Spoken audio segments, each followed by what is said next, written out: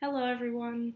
I want to first start with my website, which was done on Weebly.com. I first have my homepage, which just has my name and what I'd be focusing on, which is early childhood education. My next tab is an About Me tab, and I just added a bio, and it just explains how I worked at a summer camp in Chicago for underprivileged kids, my senior graduation project, and Saturday Science. My first picture at the bottom on the left is of me at the summer camp that I worked at for 4 years. The middle picture is Saturday Science, which I did for my science course this semester. And my last picture is of the summer camp again before we went to our activities. My next tab is my resume. And here it just has my education, my experience, which you'll find my camp counselor position under, my related coursework, my campus and community involvement, and my skills. My next tab is my lesson plan, and for my lesson plan, it's for grade level pre-K, and the title of the lesson is Building Dramatic Play. The children's book that I would be using is There Was an Old Lady Who Swallowed a Fly, and the activity is a flan board. My essential question is, how can using toys and blocks during dramatic play help me understand the story?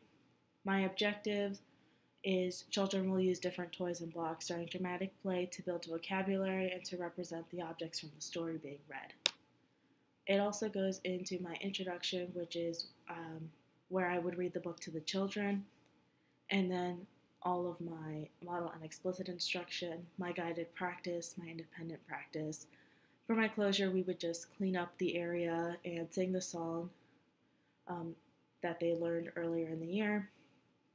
The differentiation is that materials and objects will vary depending upon the social and cognitive skills of the children engaged in dramatic play. And just on my last page is the rubric and checklist for the lesson and the materials that I would need. My last tab is a Contact Me tab. I included my email and my LinkedIn homepage. So next is my subject matter expert, which is Diane Levin. For her education, she got her bachelor's in 1968 from Cornell University in Child Development. She then got her master's in 1969 from Wheelock College in Special Education, and lastly got her PhD in 1978 from Tufts University in Sociology of Education and Child Development. Currently, she is a professor in Early Childhood Education Department, School of Education, Child Life and Family Studies at Wheelock College, and she also teaches a Summer Institute of Media Madness. Then I wanted to add her awards, her references, and for her justification, she is currently a professor, and she believes that play involving the whole family is important within the media age that we live in now. She also believes that families should help children in their play. She has also done research on the problem with technology in children's play and how families can fix the problem. Diane believes that play is the foundation to learning success later in their years, which I definitely agree with her.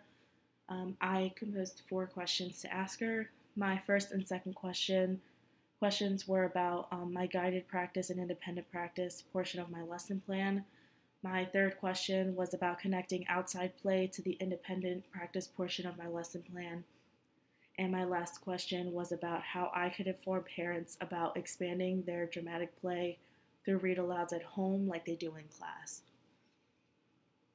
So I emailed Diane and I just introduced myself and introduced this course and how I had this as my final project. I included a link to my webpage and I asked her my 4 questions and said thank you for taking the time to even read my email, and I look forward to her response. I emailed her at around noon, and she actually got back to me that same day, but at night. And she said that she's actually very sorry, but she's in the midst of finishing up her own semester with 45 students and has papers and meetings with them, plus other college business and commitments that she just couldn't take more on. And she said she's very sorry, and I understand. So I just sent her back an email. I don't expect a response. And I told her that I thanked her for a response back, and I hope that she has a great semester. And that was it. And that is my subject matter expert, and that is my project. Thank you guys.